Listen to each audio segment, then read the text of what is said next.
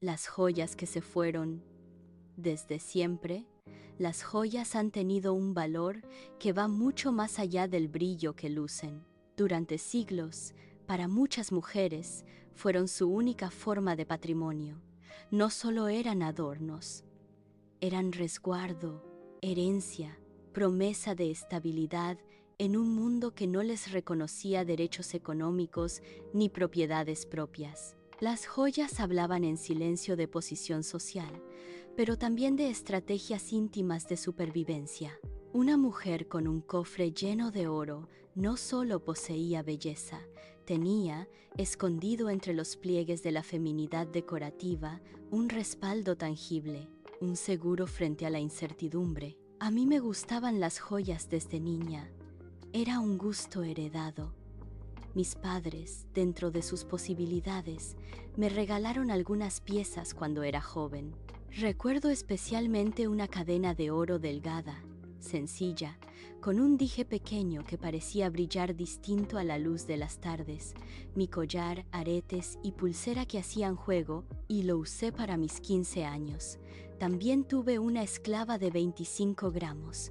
Me la regalaron a mis 18 años y fue elaborada de pedacería de joyas que ni recuerdo, pero que tuve de más niña. Para ellos no eran simples regalos, eran una forma de decir esto es tuyo, una semilla de valor que podía acompañarme a lo largo de la vida. Y yo, con esa mezcla de inocencia y reverencia que tienen las niñas, las guardaba como si fueran tesoros sagrados. Con el tiempo, mi colección fue creciendo. En una etapa de mi vida, trabajé en una casa de empeño. Era un lugar peculiar, una mezcla entre almacén de historias rotas y vitrina de ilusiones ajenas. Las vitrinas brillaban, pero detrás de cada anillo, de cada cadena, de cada reloj caro, había alguien que alguna vez necesitó dinero urgente. Algunos regresaban a recuperarlas.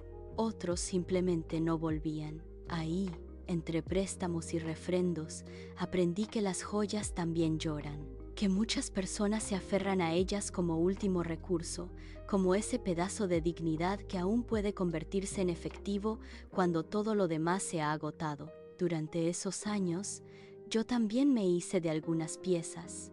No eran adquisiciones ostentosas ni planeadas.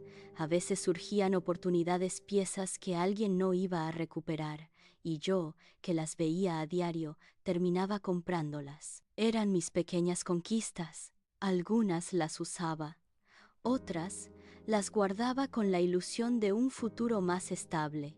Más adelante, cuando me casé, llegaron otras joyas. Mi esposo, que no era particularmente detallista, tuvo sus momentos de grandilocuencia masculina. Alguna cadena gruesa, unos aretes, un par de anillos. Recuerdo claramente uno en particular, un anillo de oro amarillo, pesado, con una piedra central que no era preciosa, pero sí llamativa. Me lo regaló en un aniversario, y con él vino una historia breve y mal contada sobre un amigo que se dedicaba a vender joyas. No hice demasiadas preguntas, tal vez no quería escuchar respuestas. Una parte de mí sabía que algunas piezas provenían de lugares poco claros, pero en ese momento elegí hacerme de la vista gorda. Lo que me importaba era el gesto, el objeto, el símbolo de ser una mujer con joyas, como si eso también dijera algo de mí. La última joya que me regaló fue un anillo de oro blanco de graduación, de psicóloga. Después de ese último presente, las situaciones en mi matrimonio se pusieron más difíciles, pero esto lo contaré en otro momento. Con los años, fui acumulando una pequeña colección, nada exuberante, pero sí significativa. Collares, cadenas, anillos, aretes, todos guardados con cuidado, algunos en cajitas forradas, otros envueltos en telas suaves. Y cada vez que los portaba, no podía evitar pensar en las historias que cargaban, las mías y las ajenas. Había escuchado alguna vez que la gente llora por sus joyas cuando las pierde, y aunque en ese momento no lo sabía, Esa frase iba a resonar en mí años después con una claridad punzante. La vida, como suele hacer, me fue llevando por caminos difíciles. Separaciones, precariedades económicas, facturas que no esperan, imprevistos que parecen multiplicarse en cadena. En más de una ocasión, esas joyas fueron mi tabla de salvación. Las empeñé, primero con la firme intención de recuperarlas. Era un préstamo puente, me decía a mí misma, mientras firmaba los papeles en la misma casa de empeño donde alguna vez trabajé. Después, los refrendos se volvieron rutina. Cada mes, un recordatorio de esa cuerda floja entre el deseo de conservar y la necesidad de sobrevivir. Durante mucho tiempo, logré mantener ese equilibrio frágil. Pagaba los refrendos como quien riega una planta enferma, sosteniendo la esperanza de que, algún día, podría recuperarlas todas. Eran mis bienes más valiosos, los únicos objetos materiales que, en medio de tanta inestabilidad, parecían tener un valor fijo, hasta que un día no llegué. No fue un acto heroico ni una decisión consciente. Fue, simplemente, el cansancio, el exceso de responsabilidades, la maraña de fechas y pagos que se amontonan cuando una vive con la economía al límite. Se me pasó la fecha, se vencieron y las perdí. Recuerdo claramente el momento en que me di cuenta. Fue como una punzada seca en el estómago. No hubo lágrimas inmediatas, solo una sensación de vacío, como si algo se hubiera despegado de mí sin previo aviso. Después vino la rabia, conmigo, por haberlo permitido. Luego, la tristeza, por lo que significaban. No era solo oro lo que había perdido, sino pedazos de historia, de identidad, de refugios simbólicos. Ya pasaron tantos años de eso, y aún sueño unas arracadas gruesas, planas de oro blanco, y con unas grecas blancas grabadas que decían Made in Italy. Curiosamente, después de perderlas, empecé a comprar libros, muchos, de forma casi compulsiva. No lo había pensado con claridad hasta ahora, pero creo que, en algún nivel, los libros vinieron a ocupar ese espacio. A diferencia de las joyas, no tenían un valor de reventa importante, no eran un respaldo económico, pero sí representaban otra forma de patrimonio, uno íntimo, simbólico, hecho de palabras, ideas y silencios. Tal vez, sin darme cuenta, cambié el brillo metálico por el brillo de las páginas. Cambié objetos que aseguraban el futuro por objetos que alimentaban el presente. Y sin embargo, cuando pienso en aquellas joyas, no lo hago desde la nostalgia melosa. Lo hago desde una mirada más crítica, más compleja. Sé que algunas de esas piezas no tenían un origen limpio, que tal vez, antes de llegar a mí, fueron arrebatadas a alguien más, que quizás, en algún momento, otra mujer también lloró por ellas. Y entonces, de una forma extraña, casi poética, siento que se hizo una especie de justicia, que al perderlas yo, se cerró un ciclo torcido, que esas joyas, que llegaron a mí entre claroscuros, siguieron su camino, tal vez de vuelta a alguna otra historia, a otro cofre, a otras manos que las necesiten. Lo interesante es que, cuando miro hacia atrás, puedo ver cómo esas joyas acompañaron distintas versiones de mí.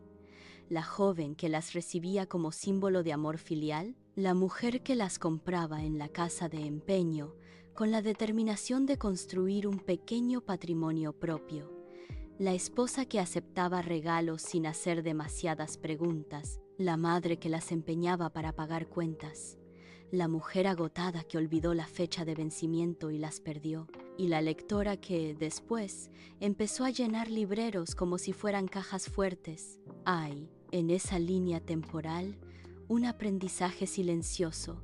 Las joyas me enseñaron que el valor no siempre está donde una lo espera, que el brillo, aunque hermoso, también puede ser engañoso, que los objetos, por más valiosos que sean, no garantizan nada.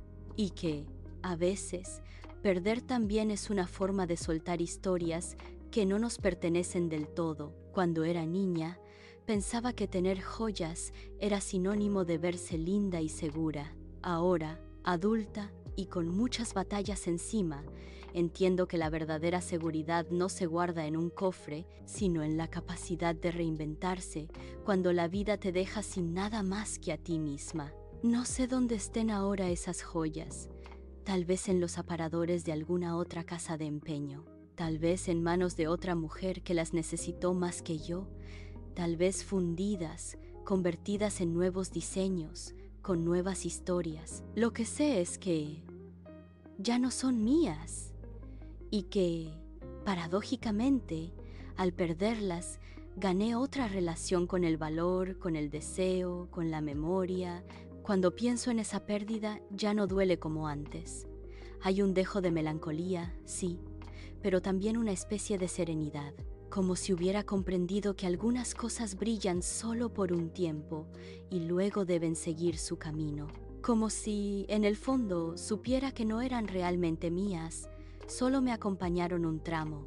Hoy, si abro mis cajones, no encuentro cadenas de oro ni anillos pesados. Encuentro libros subrayados, cuadernos llenos de anotaciones, pequeños objetos sin valor económico pero con historias propias. Encuentro, sobre todo, a una mujer distinta, una que aprendió a mirar el brillo con otros ojos, a no depender de él para sentirse valiosa, a reconocer que la verdadera herencia es la que una se construye con sus propias manos, sus ideas, su trabajo. Y aunque a veces, al ver a otras mujeres luciendo sus joyas, me asalta un destello de nostalgia, rápidamente recuerdo que las mías ya cumplieron su ciclo, que lloré por ellas, sí, pero también crecí a partir de esa pérdida, que quizá, en algún lugar, otra mujer las tiene ahora, y que tal vez, como yo en su momento, las guarda con la ilusión de que representen algo más que metal.